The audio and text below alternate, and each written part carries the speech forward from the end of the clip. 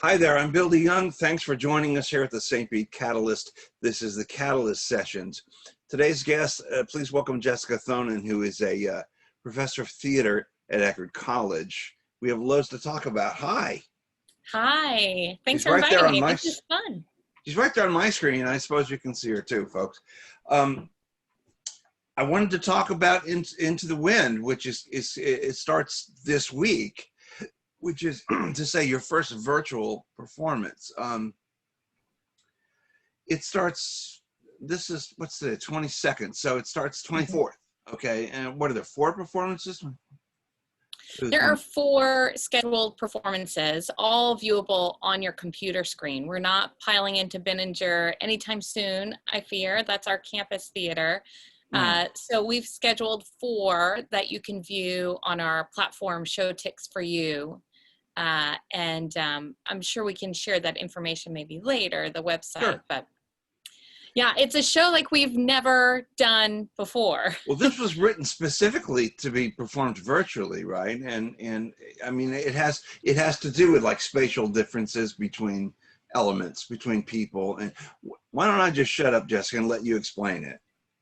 Sure, I can start with our great moment of loss when we all realized last May that we weren't going to be elbow to elbow this fall, where we all said, just doesn't even feel ethical right now to think about having an audience, much less a group of our talented artists together on stage doing what we typically do.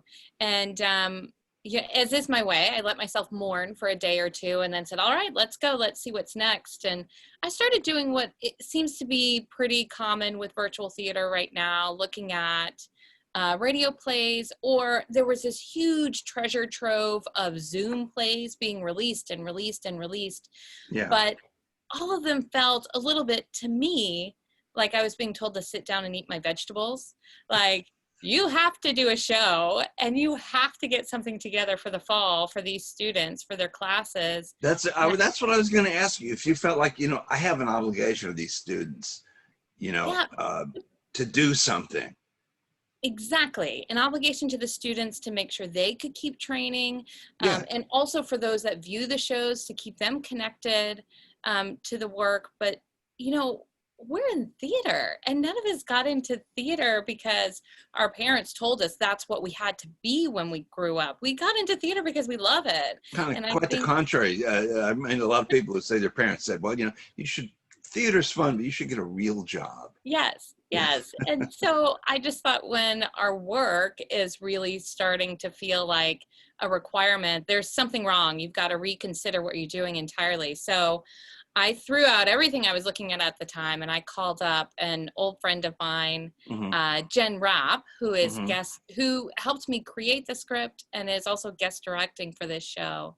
And we just said, all right, let's talk about what excites us and let's talk about what's inspiring us right now. And then from that, spent the summer writing this script with that goal of really using the platform and the sort of Zoom platform as a way to explore creative opportunities, not as a way to try to force what we used to do into the boxes, but just really looking at every wall we were coming up against as a creative opportunity to try something different. Jenn has quite a resume, which I want to talk about in a minute.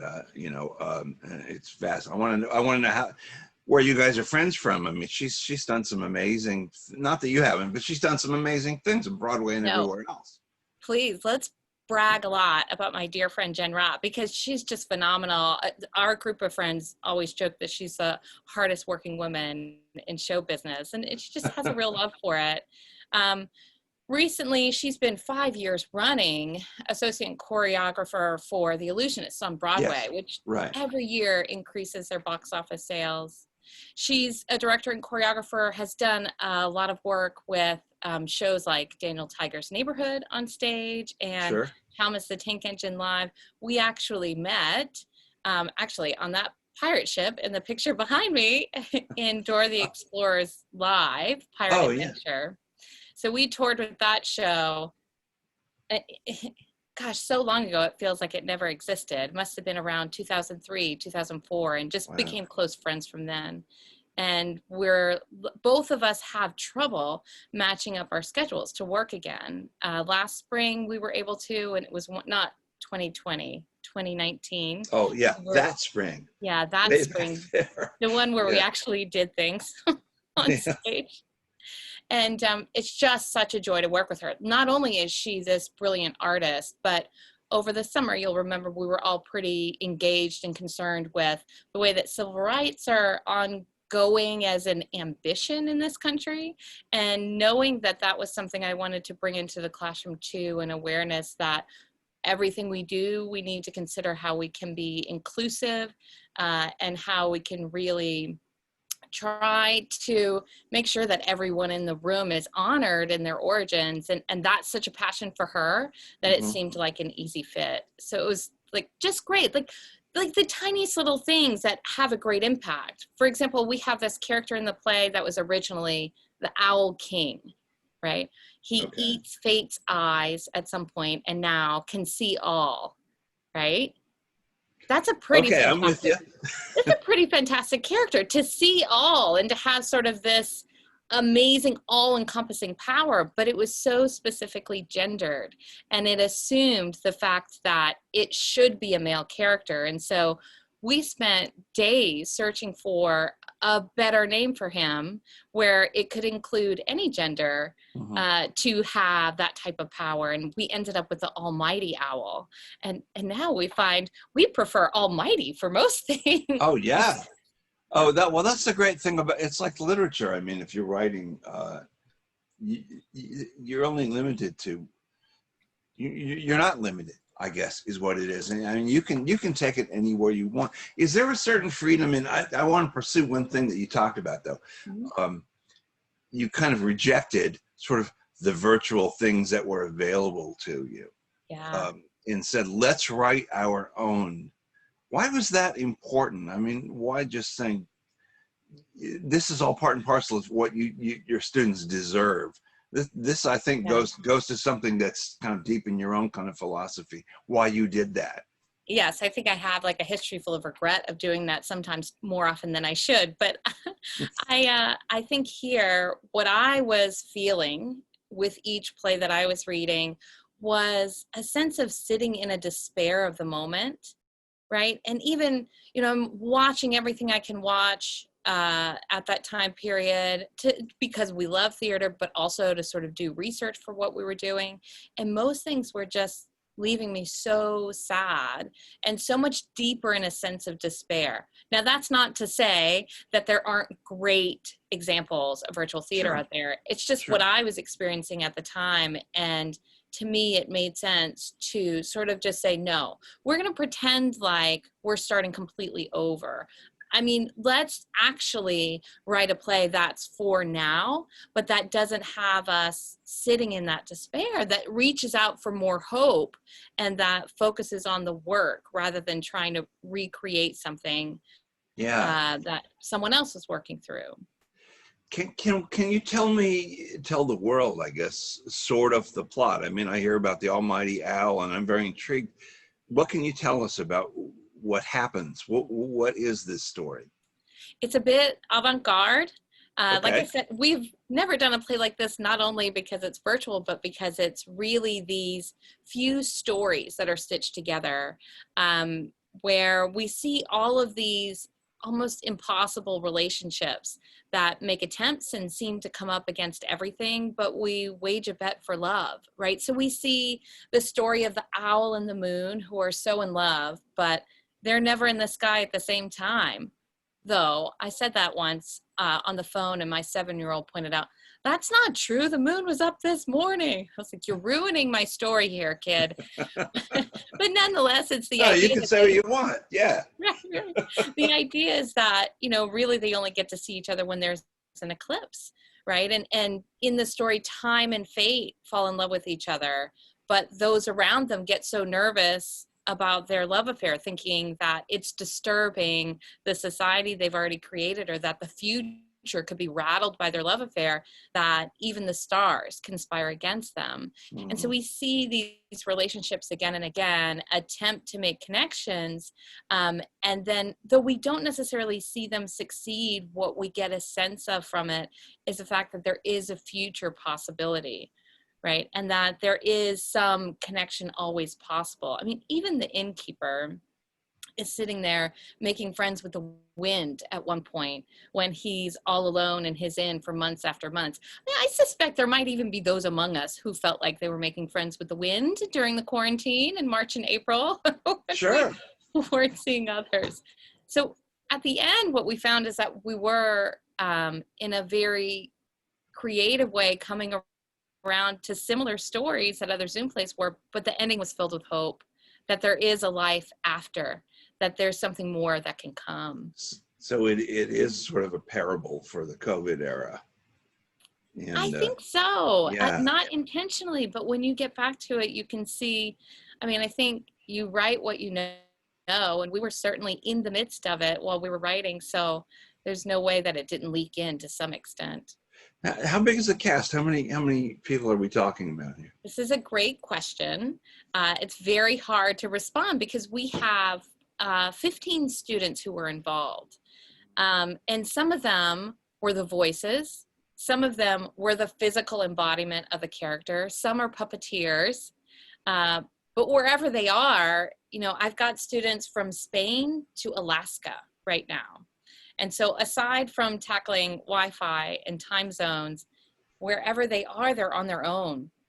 So it's working through the fact that Ali, who's in Spain playing the sun, is also designing sound and designing her costume and setting up her surroundings for her scenery and her camera operator and all of those things.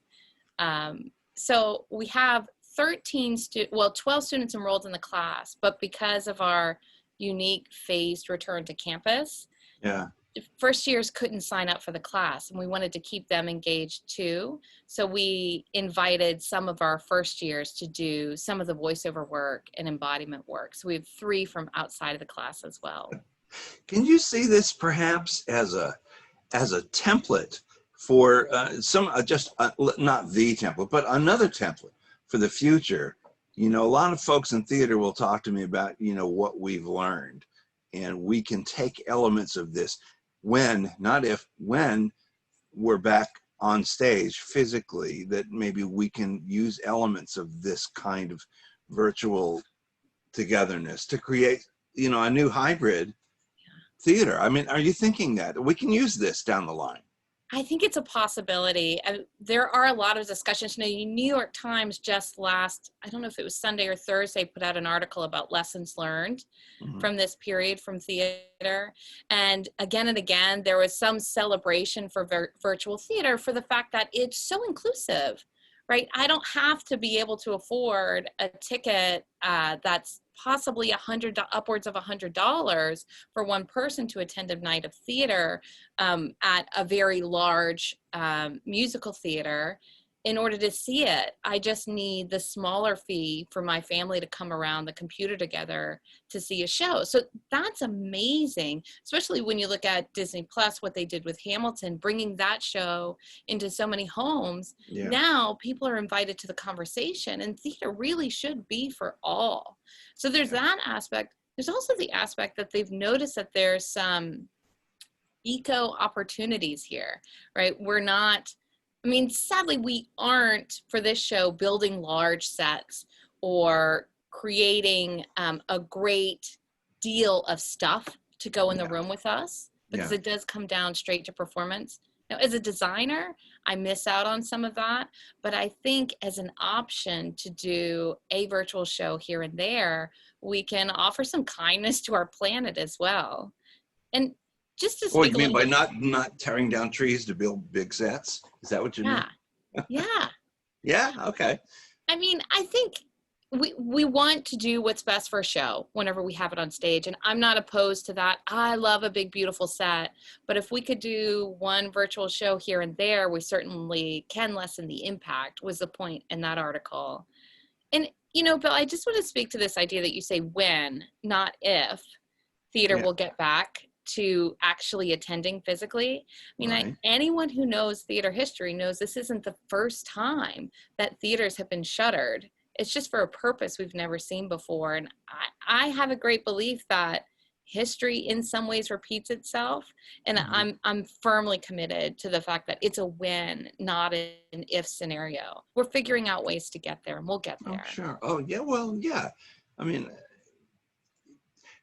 okay. The thing you just made me think of, Jessica, was again a conversation I've had with a lot of people in the equity theaters and otherwise, and my friends and say community theaters, that the virtual experience can never replace the actual experience of being in the communal thing, being in a room.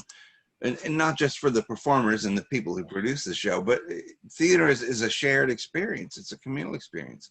So the idea that maybe it can augment.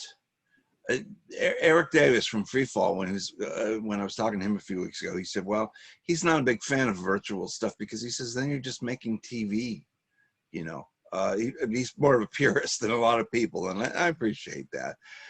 But there is certainly, when you say something to be said for, boy, I miss the experience, the three-dimensional experience of being in that room with those people and the lights and all that stuff.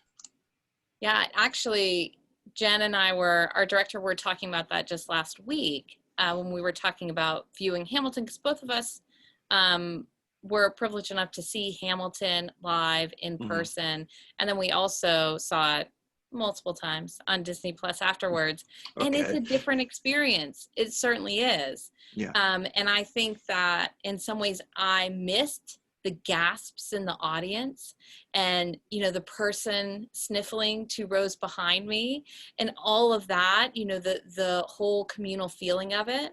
But as she pointed out, that experience wasn't so great when they went to go see it because they had someone next to them that was like kind of grumbling the whole time and taking up more space. So I mean, there's pluses and minuses to all of it. It is not the same. We can't ever refer to a virtual production and say this is the same as live production. Oh gosh, no! In live production, you're in that world with those people. Yeah. You know, you're brought into that world. I can't see that virtually. I don't feel that way about it. No, but the advantage, I think, of virtual theater, aside from the inclusive nature of it, is now you can see a lot more of the work that's being done. You know, if you were in the cheap seats, as I always am, I can't often see the faces of people. Well, now I can see everyone's face and I can hear all of the words, especially if I can toss on closed captioning. So again, there's some advantages there to being able to do it. So let me ask you about you. Biographically, where are you from? Where are you from, and how did you get here to where you are now? I mean, that's the easy question. I grew up in New Orleans until about high school. My brother and I joked that our parents got us out of there right on time before we could get into too much trouble. Right. And then I spent high school in Mississippi. I went to multiple colleges and universities, as is the way of academia. Mississippi University for Women first. And then I went to University of Dallas in Irving, Texas. Was that always theater for you? I mean, was that? No, blind? when I started at Mississippi University for Women, I was studying secondary education with a background in English and music and focus in Shakespearean studies. Wow. So a little bit of the theater connection there, but I spent a summer at Texas Shakespeare Festival by accident. Quite by accident, ended up working what I just thought was a summer job and found myself at a payphone. Remember those? late one night, crying, telling my dad, I don't think I can do what I thought I was going to do. I need to be in theater. Wow. Yeah. That's a life-changing moment. Boy, everybody has their own variation on that. That one's very dramatic, though. Yeah, well, my dad. What was the show that night? Do you remember what was the play?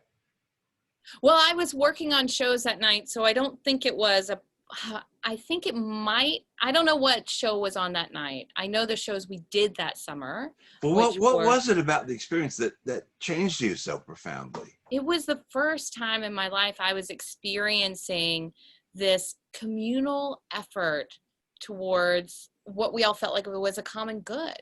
You know, everything else had been just go along, get along, but this was a group of people passionately and just in all together working towards this ultimate goal, and also working towards personal training, and just the conversations we were having about language and color and fabrics. I just thought, well, I had no idea this existed, and I don't know how I could go back now that I know. Yeah, I know. It's that moment in The Wizard of Oz when the door opens and everything's in color. Why would you want to go back into the house? Yeah. Yeah. Yeah. That's exactly the way I've always felt about theater. You know, I've done some community theater. I was in a rep company in Savannah for a while, and never good enough to do anything with it, but it was so much fun. And what you just said about working together towards a common good, you know, it's like being in a rock and roll band. You're only as good as everybody else because you're all going to the same place. And I love that.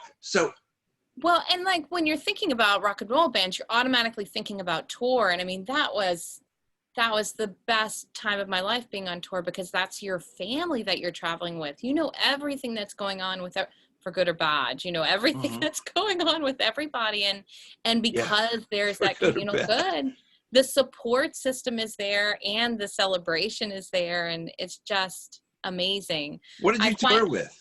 I toured with Dora the Explorer live, which sounds laughable, but it was a huge show with Nickelodeon. And I was shocked later to find out, when my boss was writing me a letter of recommendation when I was leaving tour to go into academia, and saying the millions of dollars of equipment I was responsible for. I went, oh, I didn't know it cost that much. If I had known, I would have been more nervous. Perfect. Because I think Dora the Explorer, you know, it's been going on for a few years. I think it's played the Mahaffey, that tour. And I know the Daniel Tiger thing is here every year. That's right. That's all Jenn's choreography still, or do we know? Oh, Daniel Tiger certainly is. She's still active with that. In fact, this was one of the perks of having Jenn with us, aside from just deeply wanting to work with someone that I respect and have such a great time with. She was working with Daniel Tiger. They were meant to still be on tour. Well, what people don't realize is when these children's shows go on tour, they have a really important service that they do at the children's hospitals, where the characters go and visit the kids. Yes, and even though the tour wasn't going on, the kids were still sick and lonely, right? So she was engaged with her cast to put together these virtual visits. And so she already brought to bear to the program this work on how to do a rehearsal like this, and how to prepare for getting content recorded and edited together, and could sort of share some of that experience. So we knew what some of the pitfalls could be and could plan for them. Wow. Yeah. How long have you been at Eckerd? I'm pretty sure this is my 15th year. Wow. It feels like I just got here yesterday, and I've always been here because it's such a home, right? It's such an amazing community. When I came to visit and I was saying goodbye at the airport, in my head was this thought, I don't know, I hope they hire me, but if they don't, I've got to figure out how to get back here. I mean, I was just smitten with Eckerd and with St. Petersburg immediately. Yeah. Boy, that happens a lot. I was born and raised here, and again, not to belabor the point, but it's another conversation I have with folks. I left for a long time to go into journalism, but there was nothing going on here for years and years. And there's something so sweet and rewarding to hear people talking about the great cultural blossoming of this place. We don't call it a renaissance because there was never anything before. But it's I talk to so many people who say, man, culturally this town is culturally is just one part of it, is so wonderful. And then I have to remember, you know, there were tumbleweeds blowing down Central Avenue when I was growing up. You know, I've written histories of the Bayfront Center and these other venues, and you know, the rock and roll tours, I got to tell you, in the old days, rarely even routed through Florida, much less to St. Petersburg. You know, in the end of the 60s, you started to get, you know, Hendrix and all that coming to, like Curtis Sixon Hall in Tampa, but St. Petersburg was dead. You know, it was, and it's very nice to have, you know, people like you and all the rest of the theater community here. Tell me about the theater program at Eckerd. I'll stop babbling now. I mean, no, I love hearing it. I mean, it's so, I mean, even in the 15 years I've been here, it's just St. Petersburg and downtown have completely changed. And the number of opportunities for theater seem to grow every year, despite odds, it seems. Like sometimes you think, wait, aren't we fully saturated for our population? But our community seems to really thrive and desire more and more artistic outlets, whether it's music or more traditional visual arts or theater. So it's a fantastic place to live. Well, Eckerd, it's a pretty robust program with a lot of students. And so Eckerd, as a liberal arts college, has we have 2 degrees now, which is a new thing at theater. Not Eckerd. Eckerd has lots of degrees, but our theater program now has, and always has had, our Bachelor of Arts degree, which is a generalist degree where we really hope to create artists who appreciate all aspects of the theatrical process, from acting to designing to history, all of it. Because the more sides you know of the equation, we all believe makes you a singular, better performer, better artist, which is really great. And all with that foundation of the liberal arts. Well, we have some of our first students this year for our Bachelor of Fine Arts, which is possible through a partnership with Circle in the Square Theater School. For anyone who knows Circle in the Square's theater, the Broadway house right in the heart of Times Square, they might be surprised to learn that there's actually a theater school right below the stage. In sort of the basement of the theater is this amazing theater school that has this really rich history for all of the performances that have come out of it. And you can't beat the location for getting people to come to see the graduation showcase and things like that. So now our students have an opportunity. They can spend 2 years here in Florida doing the liberal arts side of the degree and also continuing to work on their craft here. And then they do 2 years of intense conservatory style study in New York at Circle in the Square Theater School. Wow. It's sort of a best of both worlds situation. Oh, you had to say that. I know. That's amazing. That's amazing. Let's reiterate about Into the Wind, because we're just about out of time, and I want to be sure that people understand. It's September 24th through 27th, written by Jessica Thonen and Jenn Rapp, directed by Jenn. Yeah, it is entirely virtual. It's going to be cool as all get out. Where does one get tickets? What's the website? You go to showtixforyou.com/events/into the wind. So it's show, as you might expect, showtix4u.com/events/into the wind, all one word.